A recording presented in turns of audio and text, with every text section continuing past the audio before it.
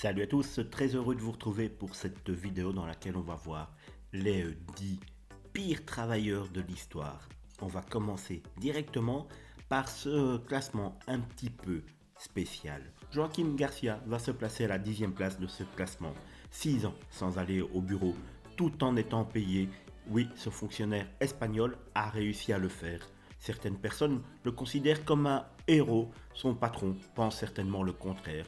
Pour en rajouter une couche, ses collègues n'ont remarqué son absence qu'au moment où il voulait lui apporter un cadeau de remerciement pour ses nombreuses années prestées au sein de l'entreprise. Une entreprise que l'homme avait abandonnée déjà il y a de nombreux mois. À la 9e place, Frédéric Desnard a réussi à poursuivre son patron parce que il s'embêtait au bureau, tout simplement. En effet, Frédéric a traîné son employeur devant le tribunal parce qu'il avait contracté un burn-out et trouvait son emploi ennuyeux. Il a mis la faute sur le dos de son patron qui ne lui donnait soi-disant pas assez de travail ni de responsabilité. Il déclara même que sa fonction managériale au sein d'une entreprise de parfum était tellement monotone qu'il en devint malade. L'homme de 44 ans compare son état d'esprit à un burn-out et espère recevoir 360 000 euros de compensation de la part de son employeur.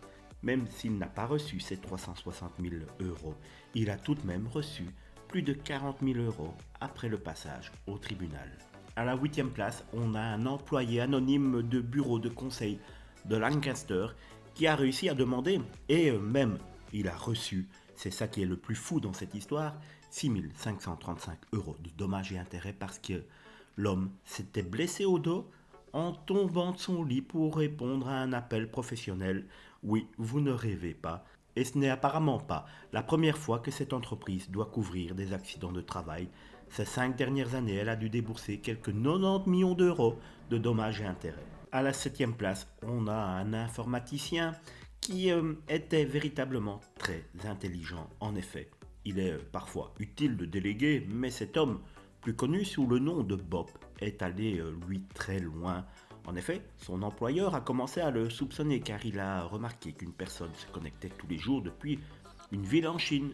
Il a d'abord pensé à un hacker ou à une personne qui tentait de déjouer les systèmes de sécurité. La société est parvenue à retracer l'infiltré en tombant sur le réseau VPN de Bob, d'abord considéré comme une victime par son employeur. Il s'est avéré que Bob avait lui-même embauché un développeur chinois pour effectuer son travail à un prix dérisoire. Et oui, le travail en Chine, on sait que cela ne coûte pas très cher. Il gagna entre-temps une jolie somme à 6 chiffres et obtint d'excellents résultats à ses évaluations, alors que l'homme ne faisait que comme vous, regarder des vidéos YouTube et passer ses journées sur eBay. La place suivante, on va encore trouver pire que de ne pas aller au bureau pendant 6 ans. Un employé du ministère des Travaux publics en Inde a récemment été reconnu coupable d'avoir délibérément manqué au devoir. En 90, cet ingénieur assistant de projet est rentré chez lui car il était malade. Il n'est jamais revenu sur son lieu de travail.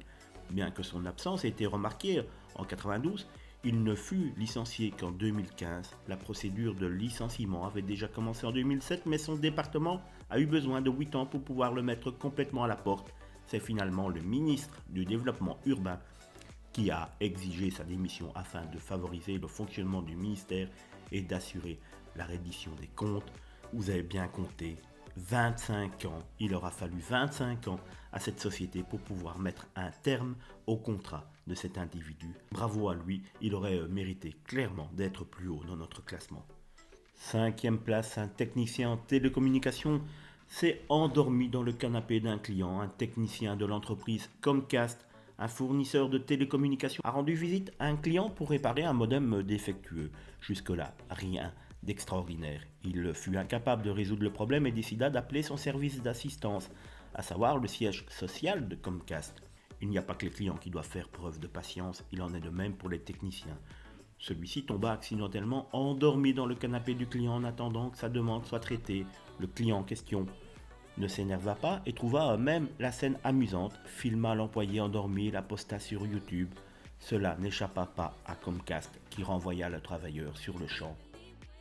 À la quatrième place, on retrouve Grim Wallace, l'employé d'une brasserie dont la blague a causé le rapatriement de pas moins de 200 000 canettes de bière. L'erreur est humaine, mais si elle est volontaire, les conséquences peuvent être dramatiques pour cet homme. Cela lui a valu en tout cas le titre de l'employé du mois dans sa société qui n'a pas été rancunière. Que s'est-il passé exactement ?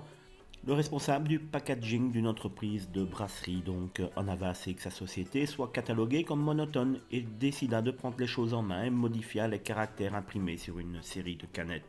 Il modifia le terme Punk IPA, une sorte de bière en Motherfuck Day, et une cargaison entière fut envoyée aux quatre coins du Royaume-Uni. Sa plaisanterie fut démasquée suite à la publication de clichés par les consommateurs sur les réseaux sociaux. La brasserie se sentit obligée de rapatrier les canettes en question, mais apprécia tout de même la plaisanterie de l'employé. Carly McKitney, le professeur de mathématiques congédié après avoir tweeté sous l'influence de stupéfiants.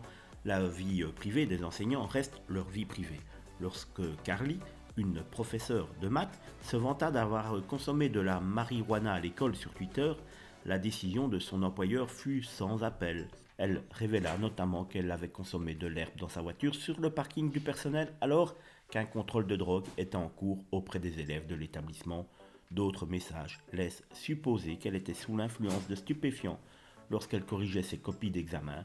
McKinney prétendit par la suite que la page Twitter était une parodie qu'elle avait créée avec un ami, qu'elle n'avait jamais consommé quoi que ce soit comme substance. Le mal était fait. Ses élèves ont adoré cette histoire et organisé une pétition réclamant son retour. Leurs efforts sont malheureusement restés vains. Richard Clem, un membre du personnel qui poursuit son employeur après avoir été renvoyé pour flatulence excessive, se place à la deuxième place de ce classement. La Case Pork Roll Company, située à Trenton dans le New Jersey, a renvoyé un de ses collaborateurs parce qu'il souffrait de flatulence. L'homme en question ne savait pas y faire grand-chose car il venait de subir un pontage gastrique. Cette intervention causa des flatulences ainsi que des diarrhées incontrôlables. Lorsque les odeurs commencèrent à surplomber celles des aliments, le travailleur fut invité à travailler depuis son domicile. De plus, il subissait des moqueries à son sujet et de son épouse qui travaillait aussi dans la société. Cela mena finalement à leur licenciement. Le couple décida de ne pas se laisser faire et attaqua son ancien employeur en justice. Richard et son épouse affirment que l'entreprise est coupable de la discrimination vis-à-vis des personnes souffrant d'un handicap parce que Richard pesait 210 kg. Souffrant d'obésité, il fut obligé de se faire installer un bypass et fut donc victime des effets secondaires à cette intervention. Steven Connard, entretient un gardien de cimetière, est un grand fan de musique. Selon lui, il s'agit de la raison qui l'a poussé à dérober une guitare onéreuse dans une chambre funéraire. William Jourdan, vétéran de l'armée, avait fait une demande particulière avant sa mort. Il voulait être enterré avec sa guitare préférée. Aussitôt dit, aussitôt fait, l'homme fut conduit à son dernier lieu de repos. Sa guitare Fender couleur crème fut également déplacée pour l'occasion. L'instrument, estimé à plus ou moins 2000 $, attira l'attention du gardien de cimetière. Un de ses collègues témoigna et déclara que Steven lui avait dit qu'il devait à tout prix avoir cette guitare et qu'elle était bien trop chère que pour rester dans une crypte. Avant qu'elle ne soit cédée, il déplaça la guitare d'endroit. Cet acte aurait pu passer inaperçu, mais la famille Jourdan rendit une dernière visite à William et constata la disparition. Elle aboutit rapidement à Steven Connard qui déclara qu'il ne volait jamais les morts, mais que son amour inconditionnel pour la musique avait pris le dessus. Membre d'un groupe et amoureux de beaux instruments, il ne pouvait pas laisser ce modèle lui passer sous le nez. Ses excuses ne furent pas acceptées, son employeur le licencia sur le champ. Voilà le classement des 10 pires travailleurs de l'histoire. N'hésitez pas à me dire, pour vous, quel est votre top 3 dans ces 10 personnalités assez complexes.